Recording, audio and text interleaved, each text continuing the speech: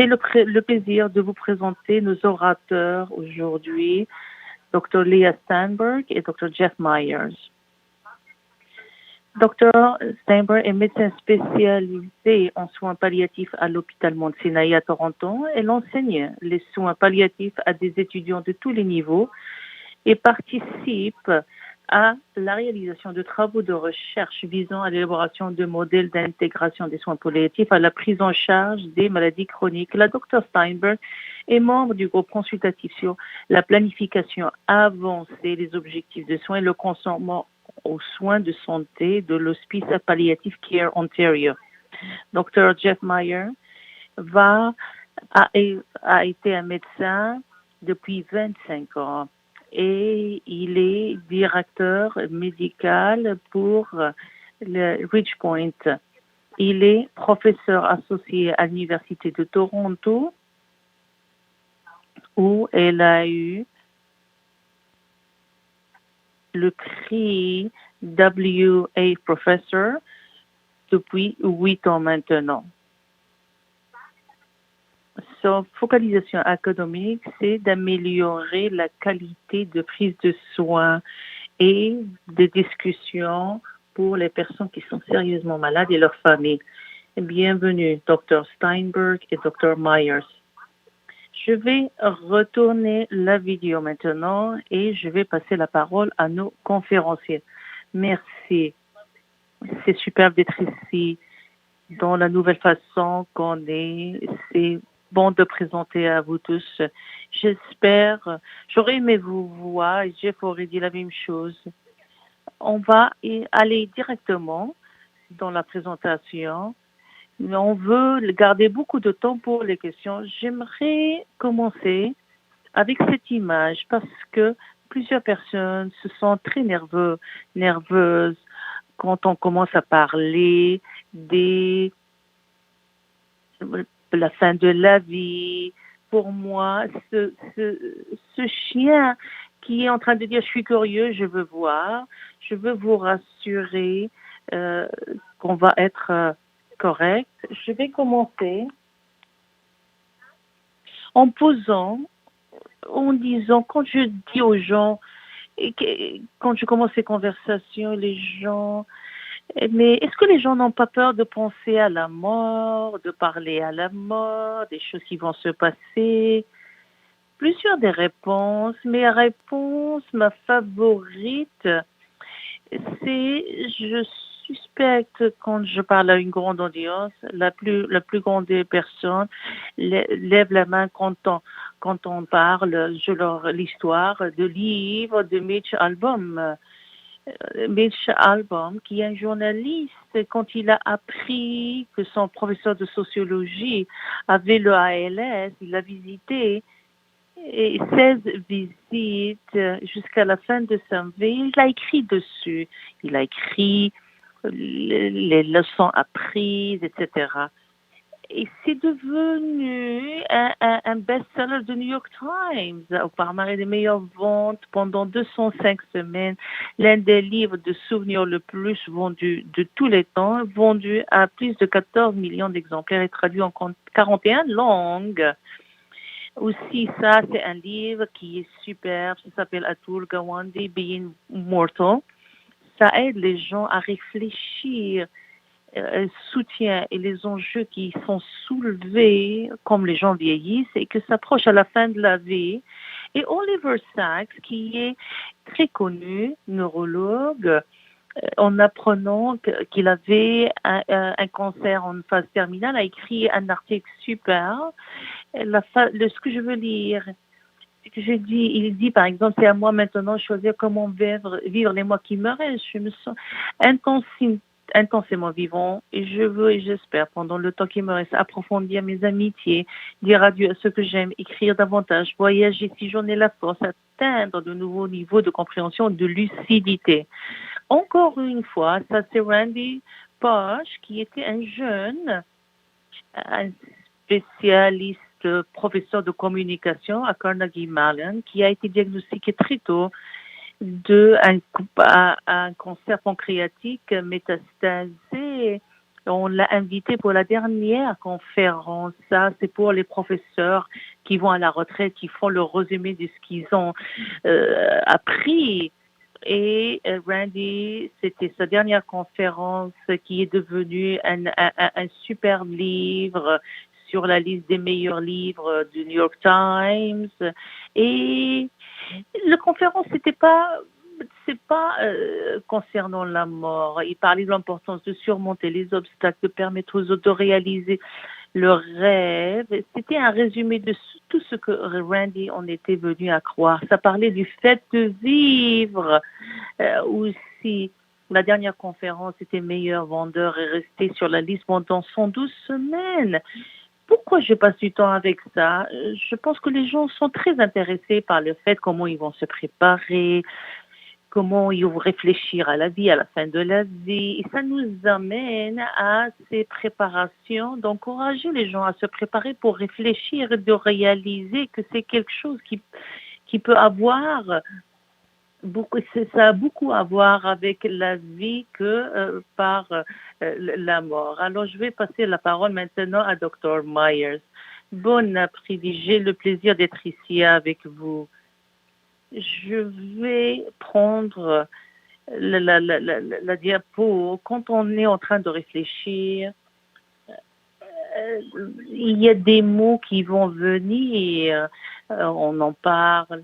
Ça inclut, par exemple, le testament de la vie, la procuration, l'objectif de soins, les plans de soins avancés, l'ordonnance du médecin pour un traitement de maintien des fonctions vitales.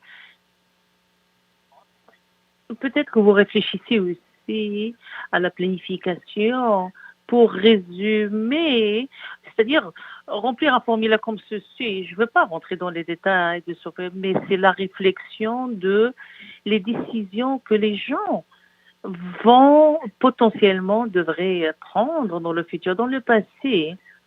Et il y a 30 ans, quand on parle de cette planification comme concept, la pensée, c'était que vous avez complété un formulaire comme celui-là en avance, mais ça peut donner aux familles, aux patients, de l'information concernant comment est-ce que les décisions vont être prises et c'est quoi les décisions que les gens vont prendre pour le futur s'ils sont dans ces situations pour exiger, par exemple, CPA, de la nutrition, l'hydratation, etc.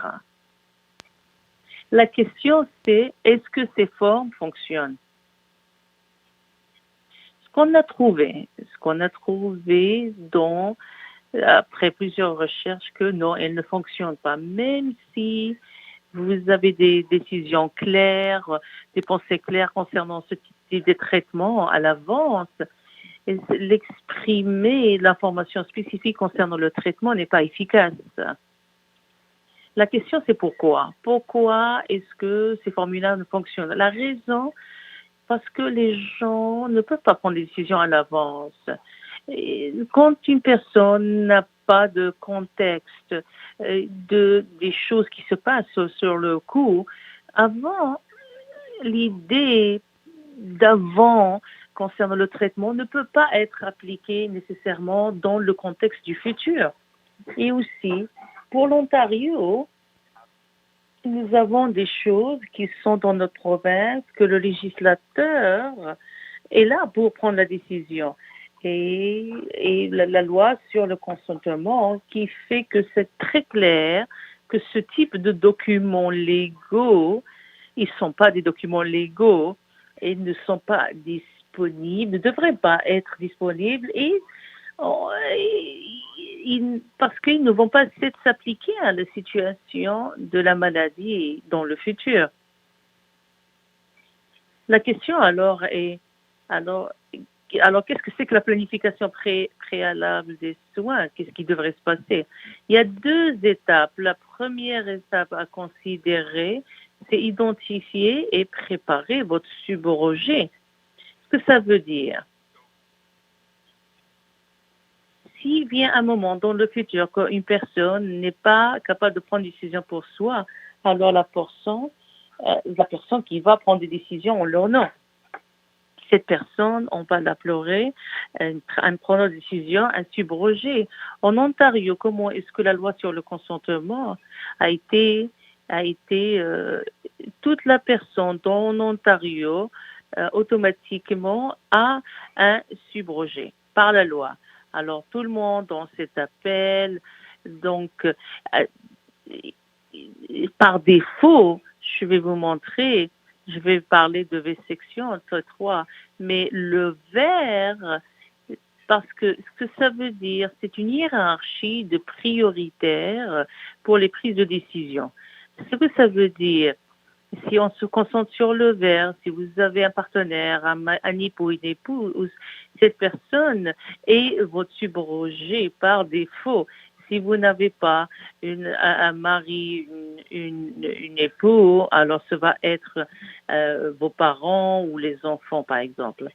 Et très rapidement, ce que ça veut dire, si vous avez un parent et deux enfants vivants, tous les trois, conjointement, ce sont des preneurs de décision conjointement, quand il est temps de prendre des décisions.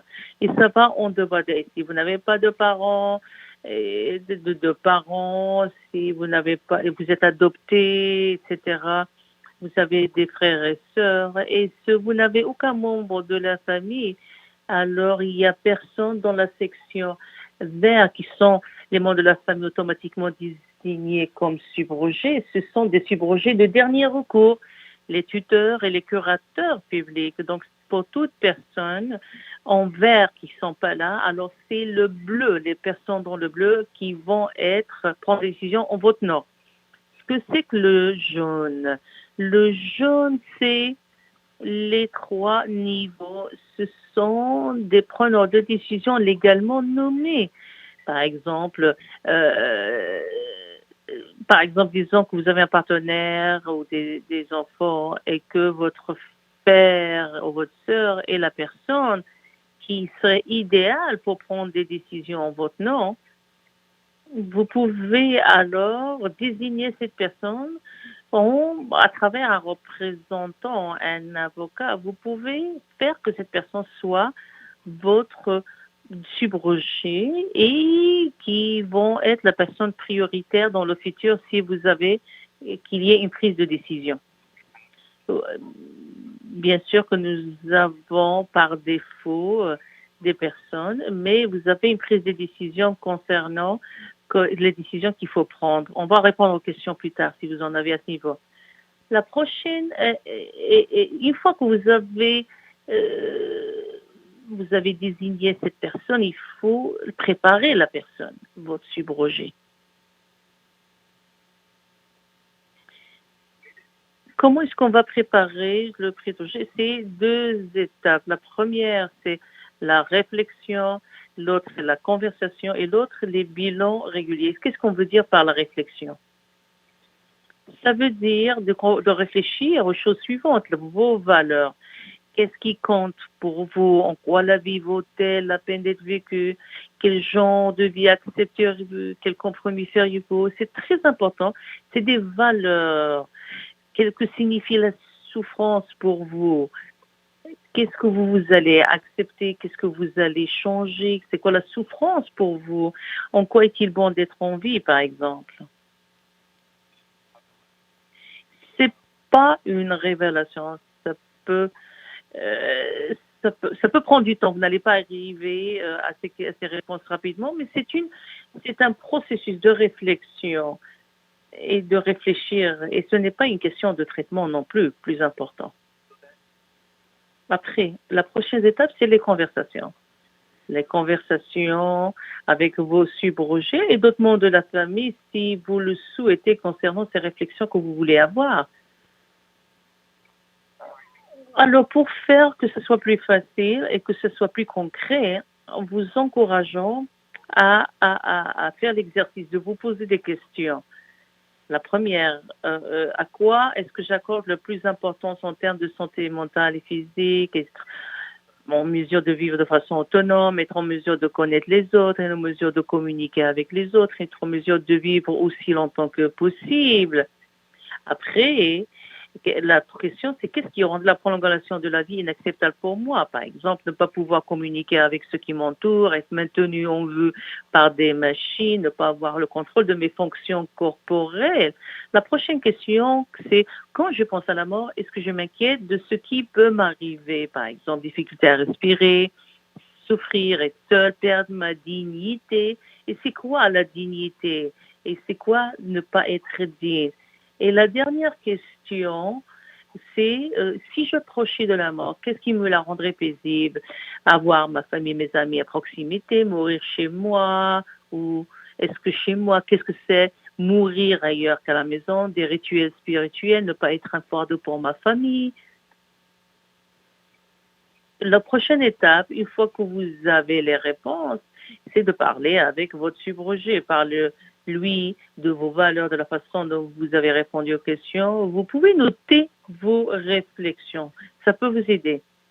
À l'avenir, si vous n'êtes pas en mesure de prendre une décision ou de donner votre consentement, ce sera à votre subrogé de le faire. Mais ce qui est important, c'est qu'il ou elle peut utiliser ce que vous avez écrit, mais les médecins ne pourront pas le faire.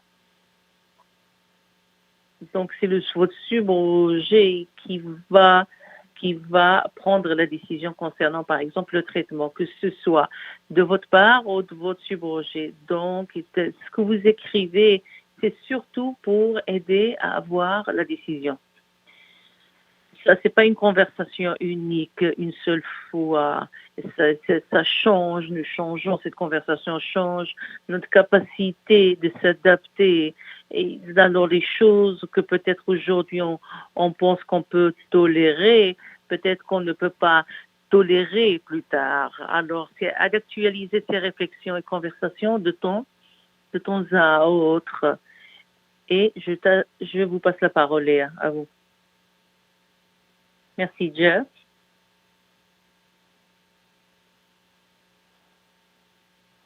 Je veux vous donner un exemple de comment est-ce que ça peut fonctionner. On m'a posé la question, une jeune femme m'a demandé de l'aider à se préparer à son rôle de subrogé pour sa grand-mère.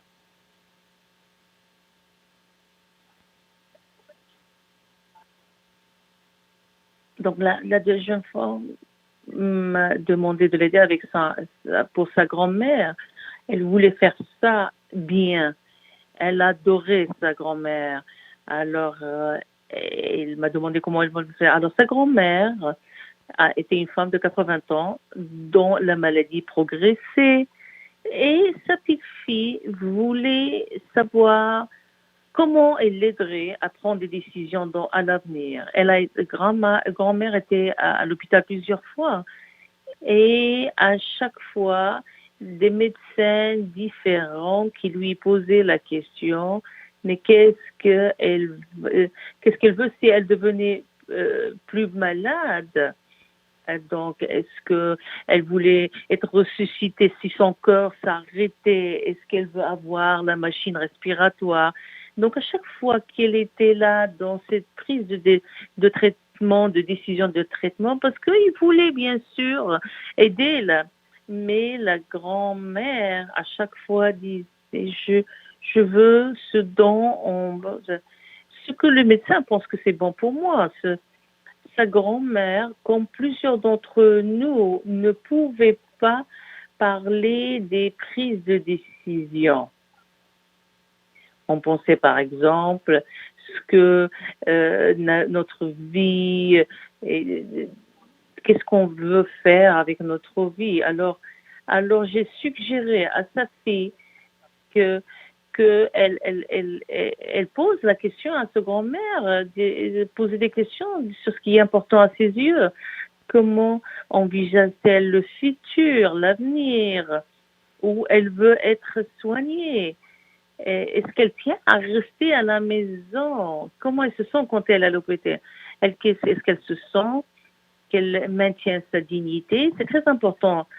Alors, je ne l'ai plus revu, mais j'ai eu un courriel plusieurs semaines après de la petite fille qui me disait, j'ai trouvé aussi chez son sur le type de questions à poser particulièrement utiles. Ils ont facilité la conversation avec ma grand-mère. Cela a aidé tous les membres de notre famille à se mettre sur la même longueur d'onde et à avoir une conversation qui avait été difficile d'avoir jusque-là. En fait, il en est résulté une sorte de soirée de conversation et pleine de larmes et de rires entre ma grand-mère et ma famille. Je ne pensais vraiment qu'il serait impossible pour nous tous de parler de cette façon. Je pense que ce qui se passe, c'est qu'on prend les décisions de traitement aux gens et c'est pas comme ça que les gens prennent des décisions. Et comme médecin, on le fait parce que nous avons une vision des choses qui vont se passer quand on prend une décision. Mais c'est pas dans la tête de tout le monde. Alors, je pense que c'est très, très important. Cette approche va vous aider des préparations de décision, de prêt à prendre une décision.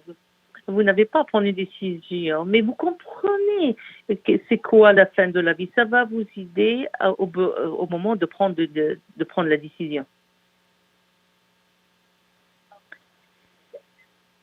Ça, c'est pour la première partie.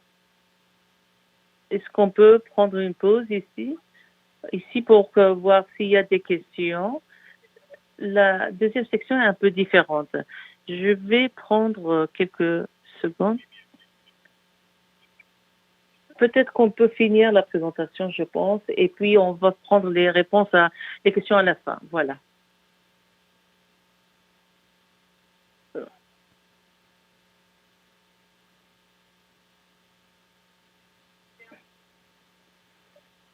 On va vous en parler concernant les traitements, mais il y a certains traitements qui sont soudains, qui peuvent se passer très rapidement. Et il n'y a pas beaucoup de temps pour avoir une conversation à ce moment-là. Donc, il y a des types de conversations qui veulent avoir l'information à l'avance.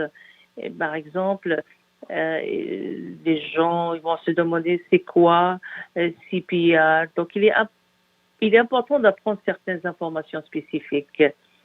Les choses que les gens entendent aux urgences, par exemple, les choses qui s'appellent statut du code, statut de réanimation, le NPR, ne pas ressusciter, ou NPI, ne pas intuber. Il s'agit de phrases qui font référence à la volonté déclarée de se faire soigner en cas d'arrêt cardiaque ou respiratoire. C'est-à-dire lorsque votre cœur et votre respiration s'arrêtent. C'est spécifiquement quand vous avez votre cœur, comme je disais, votre respiration qui s'arrête. C'est quoi le RCP, CPR? C'est une procédure, c'est une technique qui a été développée pour les gens qui ont, par exemple, un arrêt cardiaque, pour des problèmes de cœur, par exemple une attaque cardiaque, un arrêt cardiaque ou un rythme anormal du cœur. Et le plus grand problème, c'est qu'ils ont des problèmes avec leur cœur. C'est un moyen de continuer la circulation jusqu'à ce que le cœur, que ce soit un rythme anormal ou une coagulation, peut être réglée pour le reste du corps. Vous avez vu ça probablement à la télévision, si vous ne l'avez pas vu en vrai. C'est quelqu'un qui pousse sur le thorax, un massage cardiaque, une respiration avec un masque, à l'hôpital, une respiration artificielle avec un tube et une machine, et cette machine va pousser l'air et il y a des décharges électriques pour essayer de faire redémarrer le cœur. En cas de succès, le patient, la patiente est amené à l'unité de soins intensifs. Mais, bien sûr, vous êtes au risque pour plusieurs des choses qui se passent, mais vous êtes en train de... Mais la question, c'est, mais ce qui est le plus important, c'est la raison pour laquelle cela s'est produit. Alors, pourquoi pensons-nous à la question? Parce que ce n'est pas comme si on parlait à la télévision. Les gens ne comprennent pas pourquoi on ne veut pas essayer de ressusciter quelqu'un. Parce que les gens ne savent pas, comme je vous disais, ce qu'on voit à la télévision dans la plupart des populations. Le taux de réussite de le RCP, le CPR est très faible et les conséquences peuvent être nocives.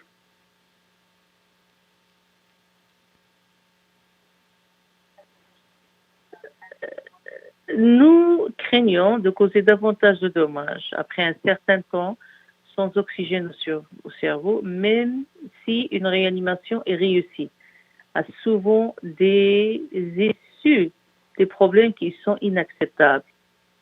Et quand les gens ont des maladies très sérieuses, comme par exemple un cancer très avancé, des problèmes de poumons ou des problèmes du pancréas ou de maladies des reins, quand votre cœur s'arrête, il y a plusieurs raisons pourquoi le cœur.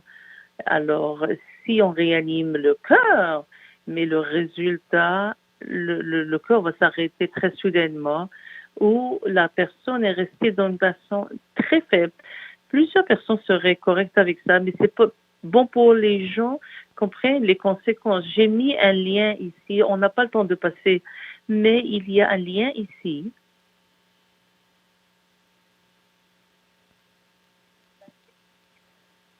Je vais voir si on peut activer le lien. Non, on ne peut pas.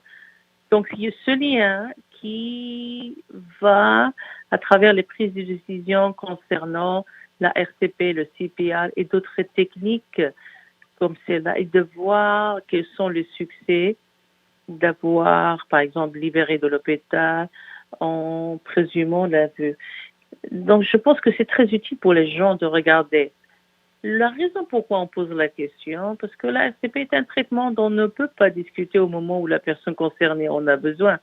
D'ici là, donc si vous êtes à l'hôpital, c'est qu'on va le faire. On va commencer la RCP si vous êtes à l'hôpital.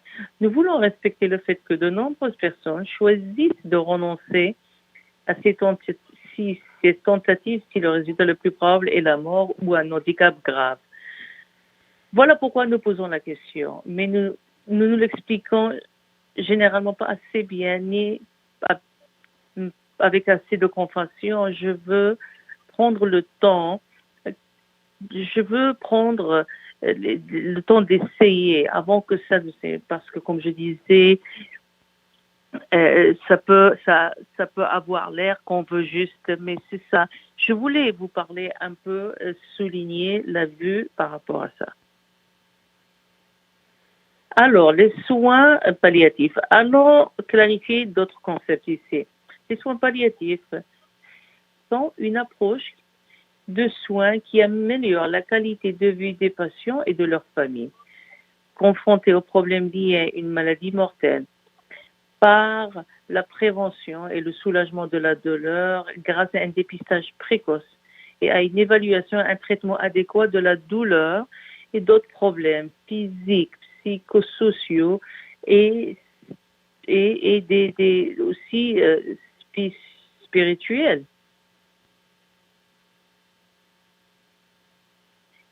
Ils visent à améliorer la qualité de vie. Ils peuvent être fournis parallèlement à des traitements visant à prolonger la vie.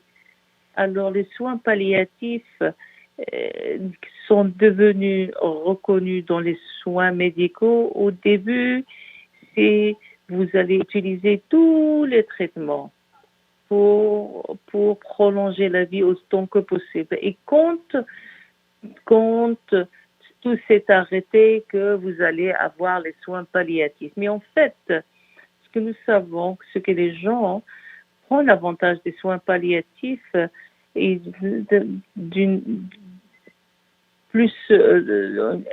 prolonger la vie avec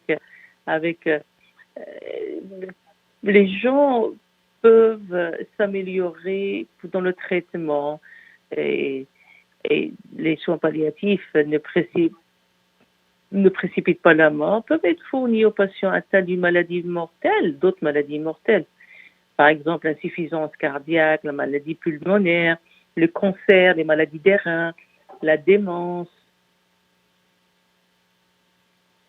Maintenant, il y a des soins palliatifs à l'hôpital, mais il y a aussi des organismes et institutions qui se focalisent sur les soins palliatifs dans l'hospice et des unités. Donc, ça peut porter à confusion.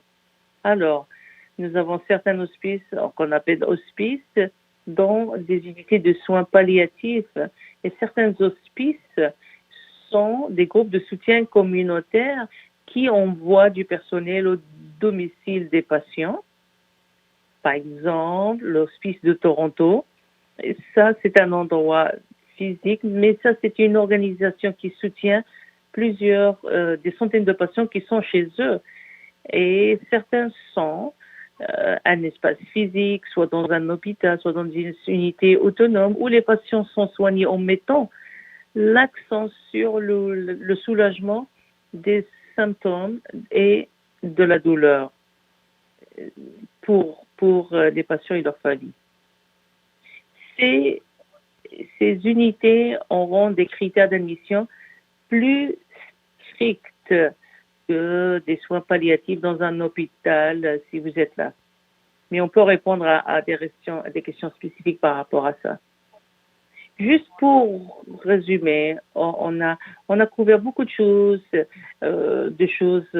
on a parlé les différents traitements pour les personnes qui ont un attaque cardiaque. C'est le moment de poser des questions, mais d'abord, revenons au début, quand je vous ai demandé d'être calme. Ces personnes qui ont partagé tellement de leurs expériences, de soins de fin de vie, de se préparer à la fin et de se rappeler l'acte de foi lorsque vous pensez à la planification préalable des soins. Comment vous voulez vivre votre vie. C'est ce que, pas la fin. Et ça, c'est toujours une bonne chose. Alors, merci infiniment.